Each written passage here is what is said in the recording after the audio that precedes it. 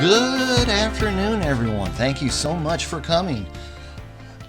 Today I'm going to present Arduino direct connections to Percona Server. A little bit about myself. I'm Wayne Leutwyler. I've been a tinkerer, a maker, nerd for most of my life, and it's been a wonderful, successful life. Today we're going to cover why I did this project. What was the point of this project, Wayne? Why did you do this project? So the agenda is as follows. We're going to go over the goals, hardware, software, database DDL, and then we're going to see it in action with some screenshots that I've taken. So before I go into the goal, I want to tell a story, a really cool story. Back in April 1974, several tornadoes hit the city of Louisville, Kentucky. Now, I was a wee young lad when this happened, but I remember that it ripped the chimney off of our home and just threw it in the backyard in a giant pile of rubble. But I also remember that we couldn't get a hold of my grandmother. And my mom and dad were really, frantic about that. So you couldn't drive because there was debris everywhere. You couldn't call because all the phone lines were down. So we decided to go to my grandmother's house, which is about 5 miles away. So we packed up, we started walking. And as we were walking, I was looking around and I was scared and dumbfounded by the damage that I was seeing. I'd never seen anything like that. And my dad looked down to me and said, "Wayne, don't fear this. Take time to learn it, to understand it, and then you can respect it." And those words stuck with me. And they've stuck with me my entire life. So we finally got to my grandmother's house, and it was gone. It was completely obliterated. Basically, all you saw left was the plumbing, since it's embedded into the concrete, and then rock and stone and brick and lumber all over the place. So we start looking around, start yelling, "Anybody here? Grandma, are you here? Can you hear us?" And then something really odd started. The debris on top of the bathtub started to move. So my dad ran over, started clearing that debris off, and lo and behold, my uncle climbed out of the bathtub. He was in the house when the tornado came. The house had no basement, so he went to the bathtub and he took a mattress with him, and he survived the tornado by being in that bathtub with that mattress covering him up. My uncle said it sounded like 5 freight trains just coming at you all at once. It was the most horrendous sound he had ever seen. So after we were all happy that he was okay, I was looking around and I noticed that the houses next to my grandmother on the left were all fine. And I noticed that the pub that was on the corner was fine.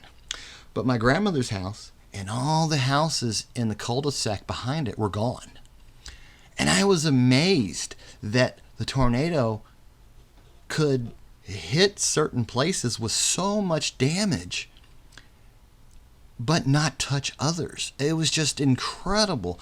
So that ignited a lifelong love in me of the weather, extremes in the weather, extreme temperatures, extreme storms. Anything that's the extreme I love. I think it's really exciting. So that's where we are today. So I currently have a weather station I built out of a Raspberry Pi when I first started playing with the Raspberry Pis. That weather station's been running for about 6 years, and I love that weather station. But there's some issues with it. One, I have to keep up updating the OS. 2, I have to keep up updating my Python scripts, my Python libraries, and there's always that chance you could lose an SD card. And I've lost several SD cards. So after the last SD card died, of course I had a backup, got it back up and running, and I said, no more. This is enough. I need something a little bit more simplistic. Do the same thing, but a little bit more simplistic. So prior to then, I had played with the Arduino a little bit. I had set up an automatic lighting system in my garage so that when you walk out in the garage, it clicks the lights on for you, and then clicks them off when you leave. And then there's a young man I know that loves Halloween and he loves animatronics, and I've been working on a animatronic hand that is motion activated that crawls out of a coffin when the motion is seen. So I thought, if I can do these things with my Arduino, I bet I can do the weather with the Arduino as well. I started looking, and some of the first solutions I came across weren't the best of solutions because they required a middleware technology to insert the data into the database. So Arduino would send it to the middleware would take it and insert it into the database. That's not what I wanted. I wasn't removing complexity. I was adding a little bit more complexity. Continued to dig, continued to research, and I finally came across a set of libraries that allowed me to do direct connection to MySQL. That was what I was looking for. That was ready to go. The show was ready to start. So I decided that I would start collecting just a little bit of data compared to what I'm currently collecting. So, I started out with temperature, humidity, dew point, and heat index. All four of those can be collected with the current sensor that I'm using. If you wanted to go further and add more sensors, you could do that. And I've listed just a handful of them below there. Wind speed, rainfall, barometric pressure, UV, and wind speed.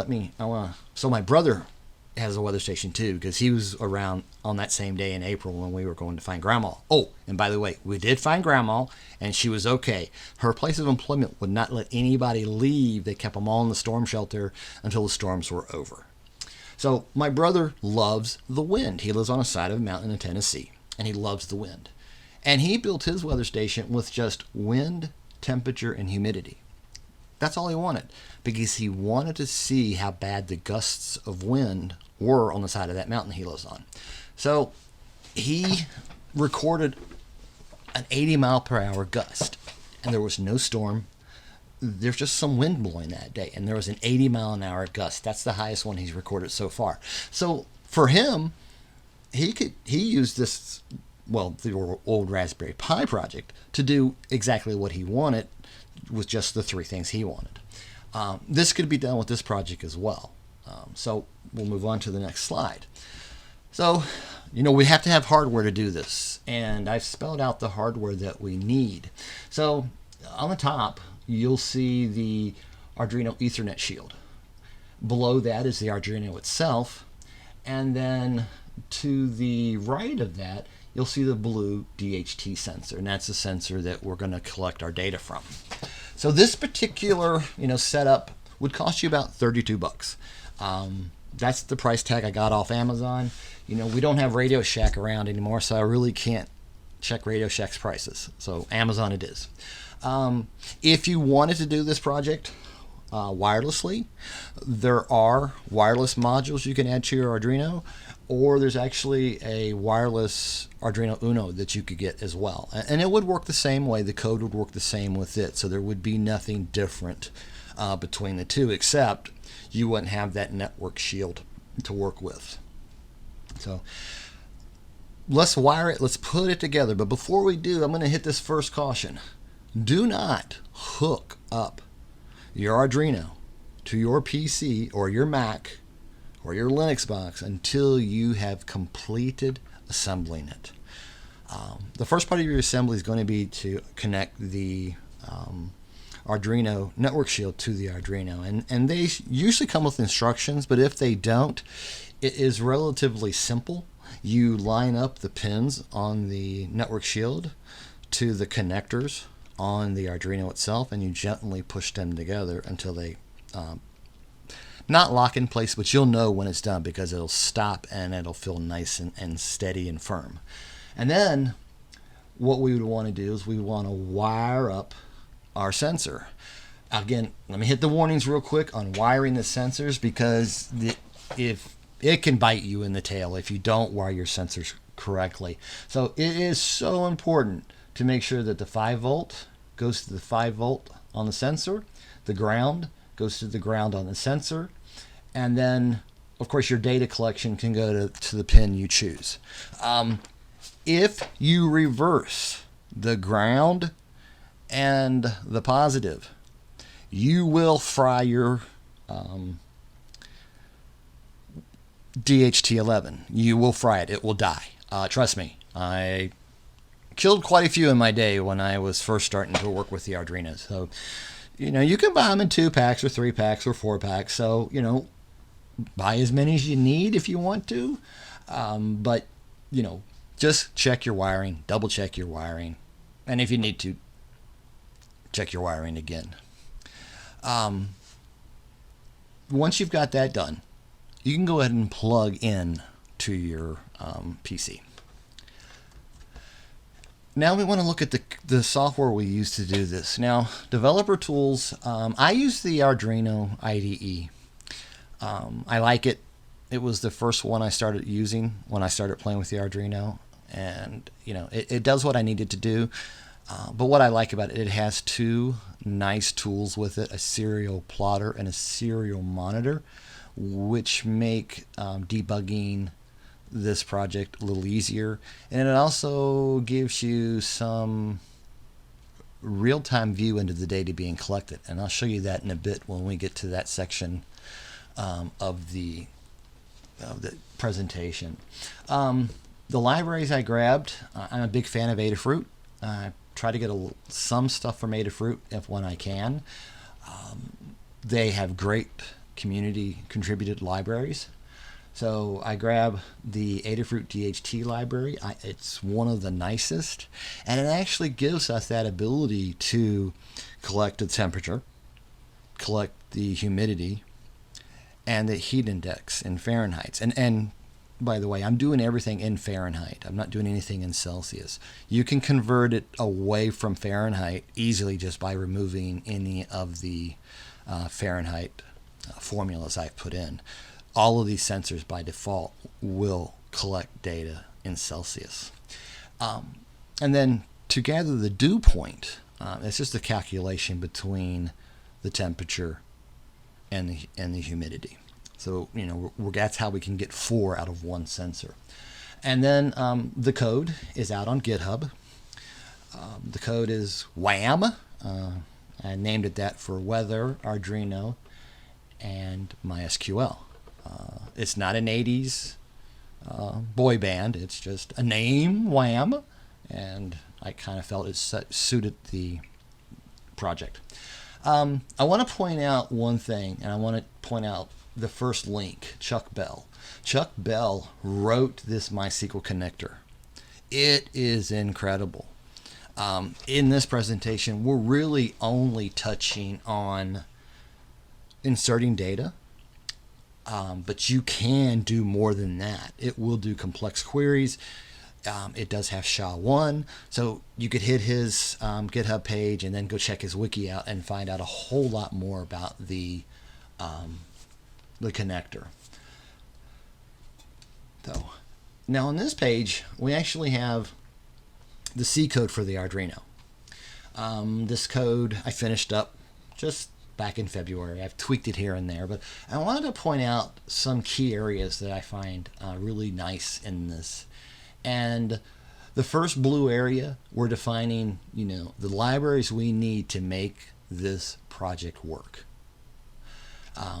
We go below that a little bit. We define the pins we're going to use to make the project work. Create a MAC address. We're going to set up the server information for the MySQL server. We got set a user ID, a password, and Dr. No and Spectre are what I chose for this demonstration. And if any of you are James Bond fans, you'll get the reference. So we'll keep going. I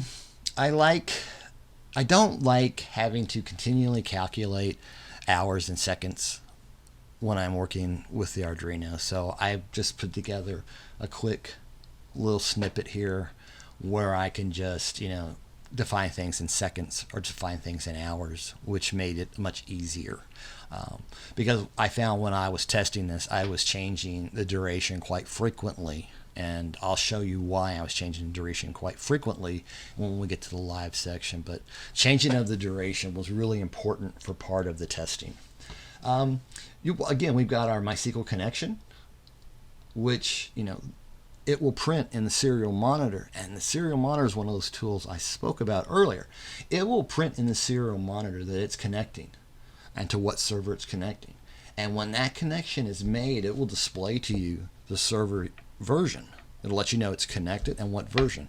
If it fails to connect, it'll throw you an error. It failed to connect. And you can go back and check your user ID and password or host address or whatever it might have been you may have missed. And then below that section, we start to, define the data we want to collect and then start to use the functions in this next blue section to convert the data into insertable data. And that's what we've done. So we've converted the data, we have run our query, and we've inserted that data. And then below that, this is again where I talked about the serial monitor. This is where you can debug. So you can, if you see that your query went in wrong, or if the query had an error in it, it'll come out on that serial monitor. You can see that you're, putting the temperature in, the humidity in, the dew point, the heat index, so you can see them. So if they're not collecting correctly, then you can go back into that and fix it and then keep seeing it on the screen. I find using this as a debugging method really, really helpful and really simple because you can see what's going on. And then as we move down, it'll execute the query. It'll tell if the data was recorded, or it'll tell if it's got an error.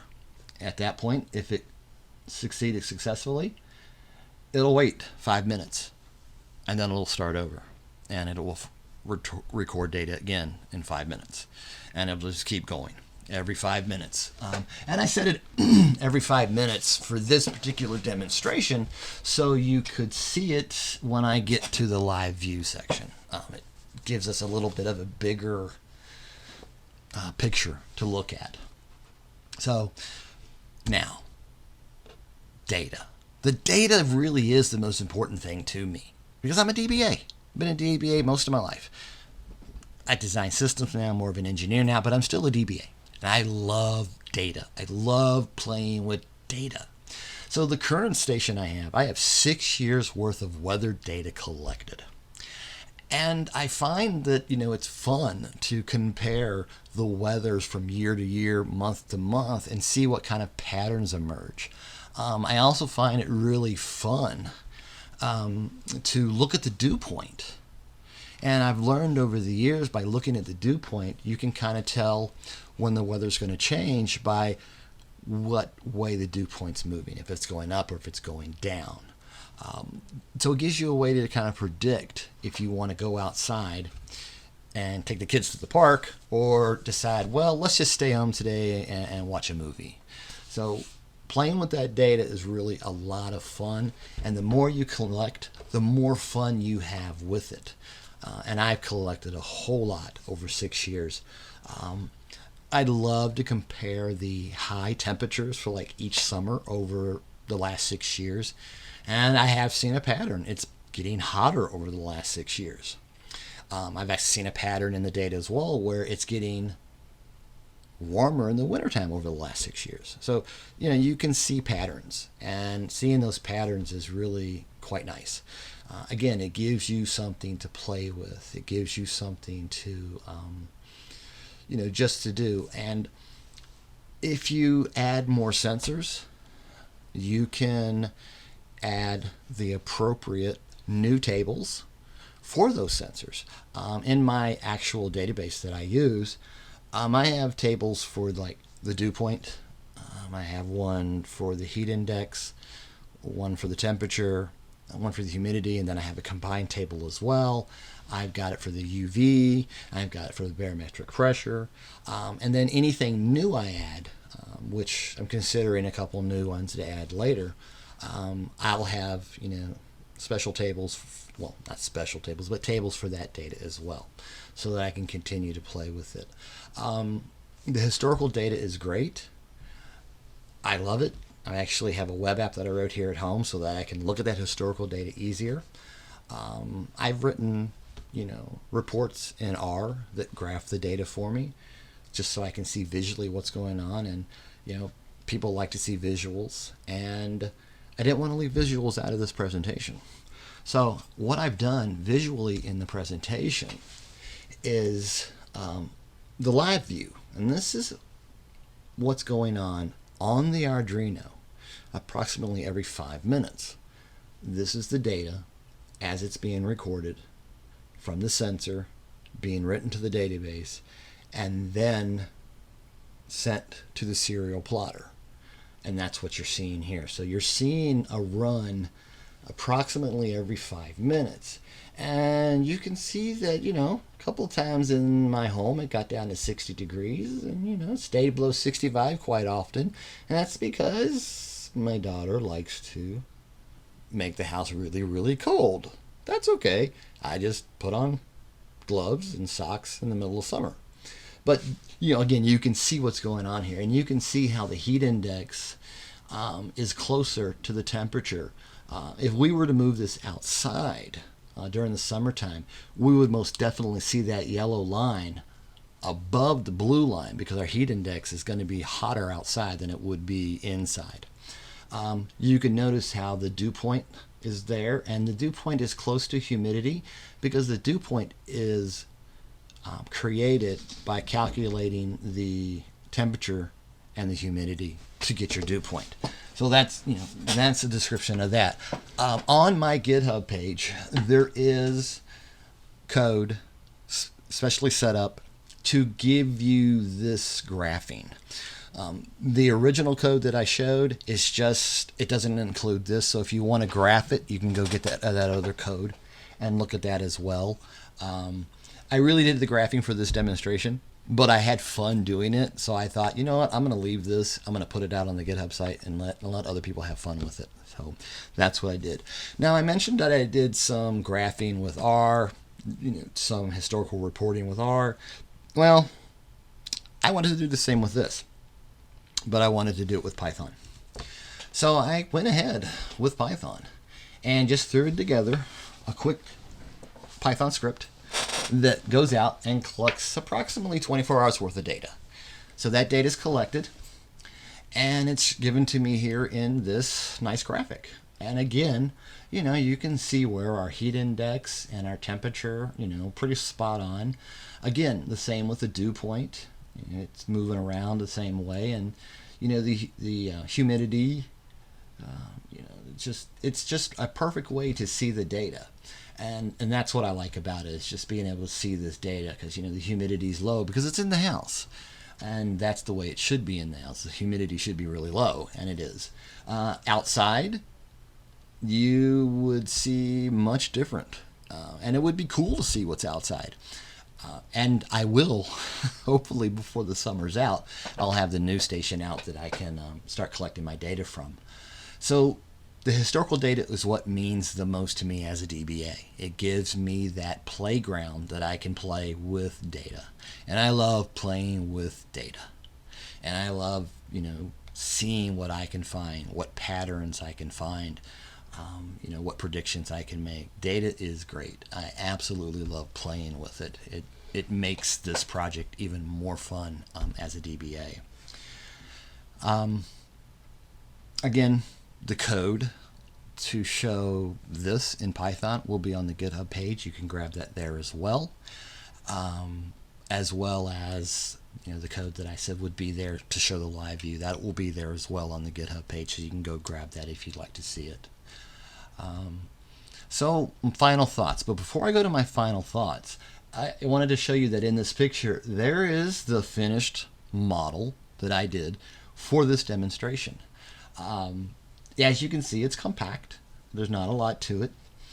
And if you did a project like this and you happen to have a 3D printer, you can go out to Thingiverse and find everything you need to print a case for it and case it up and make it look really nice and pretty in its own little case.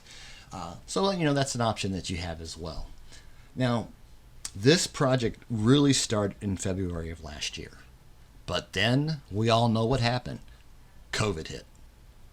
The world got locked down. You couldn't go anywhere. Because my original intent with this project was to take it around to the local STEM learning centers and give it to them, so that they could use it in their STEM coursework if they wished.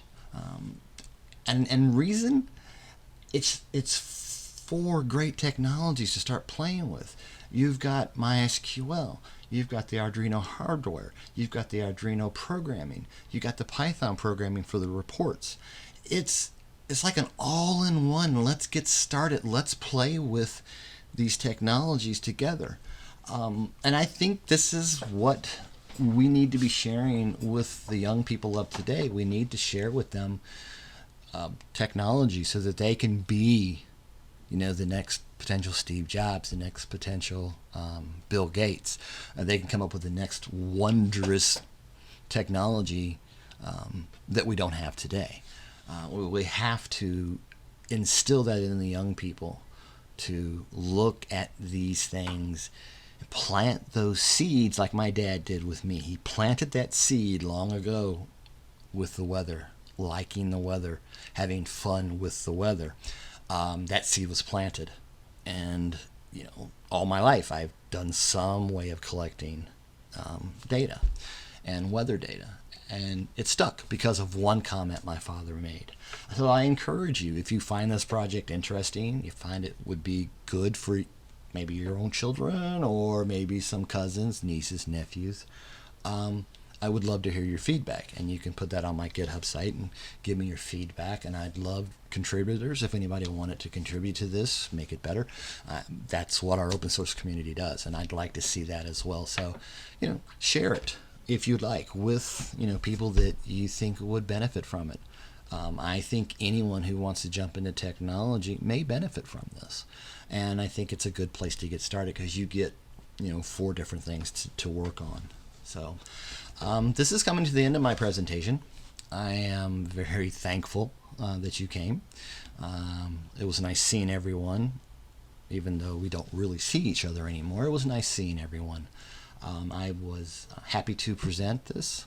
I was very happy that Percona chose it as a topic that we could present. One thing I want to end with is that if you do take this presentation and you work with some young people, make it fun. Remind them to have fun as they do it, because there's nothing better in this world than getting up every day and going to work and having fun. And that's what I do. And I think if we get the kids or the young people involved in this early, maybe they can do the same thing, and that would be great to see. People going to work, working on their passion, or working on something they really love, where work is more of a plaything than it is actually work, and it makes it more rewarding. So again, I thank you for coming to my presentation. I hope you enjoyed it. Everything is on my GitHub page, and you can contact me through my GitHub page. I look forward to hearing your comments, ideas, recommendations. I hope you enjoyed the talk. I did enjoy giving it to you, and enjoy Percona Live 2021.